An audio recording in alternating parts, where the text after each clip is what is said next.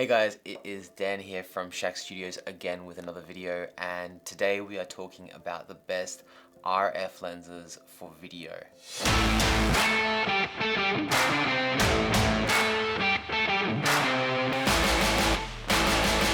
I got the R5 about 4 months ago now, and I've been shooting on it exclusively in the last 4 months. And when I put together my kit for the R5, it was really important that I had the whole range. You know, I shoot videos, I shoot stills, photography, but most of my clients get me out for video. Now, I've been the kind of shooter that I've shot primes since I went to film school. I love primes, I love how fast they are. Just the image that you get out of a prime lens, especially for the price. And I think that's the thing. When you're talking about cinema glass, you need to spend thousands of dollars for what you can achieve for about $1,000 with a prime lens. When you're talking quality of the glass. And also at nighttime, a prime lens is fantastic. You know, you're able to stop down to however fast it is and get some really nice, well exposed shots at nighttime. Whilst with zoom lenses, typically it's not as good. You know, you've got a 2.8 lens like I have right here. Now in the past, we haven't been able to bump up the ISO much past, 3200 until the A7S and those high ISO cameras started coming out, in which that allowed us to shoot at nighttime with slower lenses. So there's this whole kind of relationship between ISO and our ability to shoot at nighttime and our ability to push beyond prime lenses and back towards zoom lenses to actually shoot at nighttime. You know, when you're talking about like a videographer that needs to shoot at events at nighttime, it's kind of important that you can shoot in a fairly dark environment. So I've kind of gone off subject a little bit there, but I think a little bit of background is probably needed. So like I said, I got the R5 a couple of months ago and I needed to get a few new lenses. Now for photos and for video, the R5's autofocus is incredible. I knew that would be the case going into it, so I really did want to get native glass. And so when I looked at everything and I looked at the ISO capability of this camera, even for a 40 or so megapixel sensor, you're able to bump up that ISO really high and get nice night shots. I wanted to cut back on all the primes. I had about 6 different prime lenses that I was using for all different types of things, to make sure that I had the full range that I was after for every single different shoot. You know, I was adapting lenses to my Sony back when I shot Sony before the R5, and I just kind of wanted to get out of that habit of adapting everything and having this lens is really good at video and this lens is really good at photos because of the autofocus. This lens is really great at nighttime because it's a fast lens, but then this lens is really good for walkthrough videos and all that kind of stuff.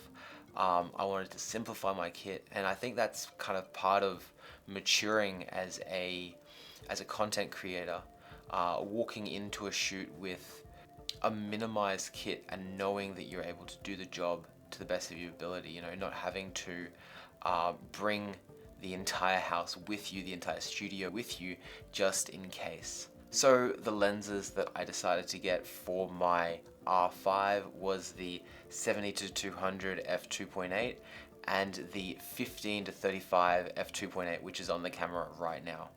And really, these are probably the two lenses that I could shoot 99% of all my videos with. I did get an EF to RF adapter as well, so that it opens up the possibility to adapt friends' lenses and any old lenses that I have lying around.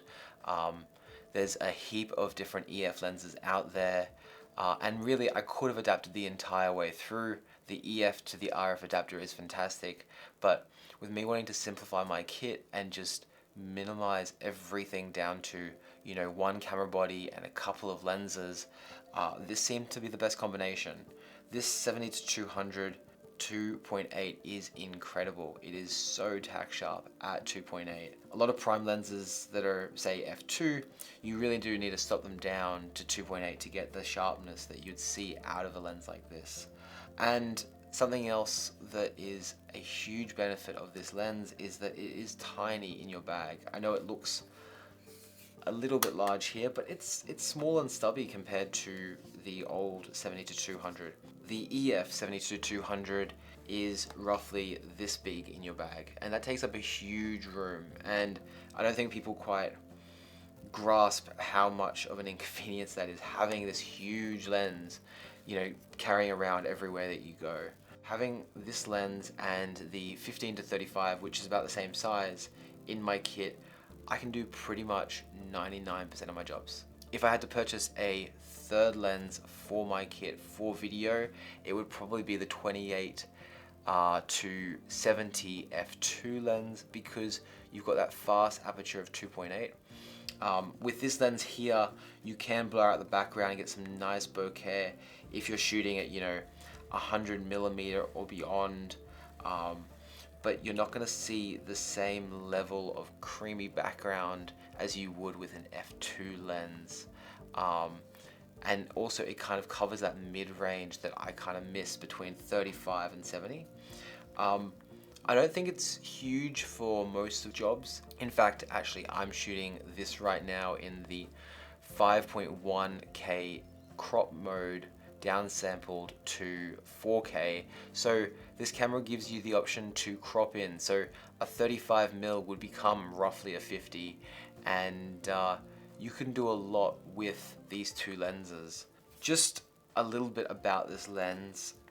Like I said, image quality is incredible, but something I did notice is I have the Peter McKinnon ND filter here, and when you pop that on the front with this guy, it doesn't go straight on unless you put this in first and then you screw that in, and there's kind of like this awkward, that's there, and then you're kind of like doing this, trying to screw it in. It just doesn't work well. By the way, did you notice magnets? Yeah, so these are the Manfrotto Zoom, I think they are, magnetic filter threads. Absolutely fantastic. To be honest, this lens hood, which it's nice, and they have, you know, this spot here to move your ND filter. That's all nice and great, but to be honest, because I can't switch filters really easily with this hood on, I'm probably going to keep it off and just keep some cinefoil with me, and if I'm ever flaring, just kind of cover it up with some cinefoil. This here is fantastic. This is probably one of the best accessories that you can use for your production if you're a run and gun kind of guy. So essentially what you have here is you have a magnetic filter thread, which is an 82 to an 82, but it doesn't actually have any threads on this side, and it magnetizes to this one right here. I can't actually get this one off at the moment, but this and this are magnets, and then what that does, and they're so strong, I'm struggling to take it off right there. Once that's off, there we go. You can just screw this onto here.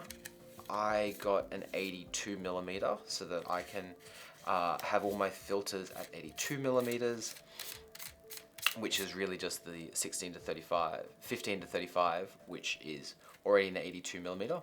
And what that means is that, say for example, I'm switching lenses, I'm not just unscrewing and screwing back on.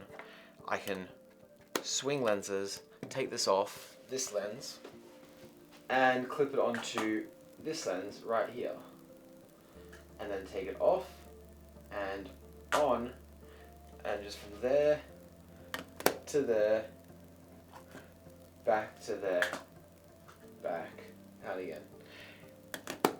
Whew.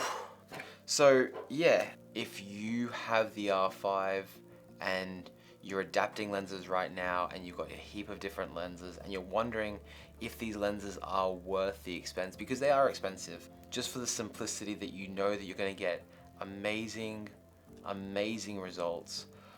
You don't need to carry nearly as many lenses in your kit. They work perfectly all the time.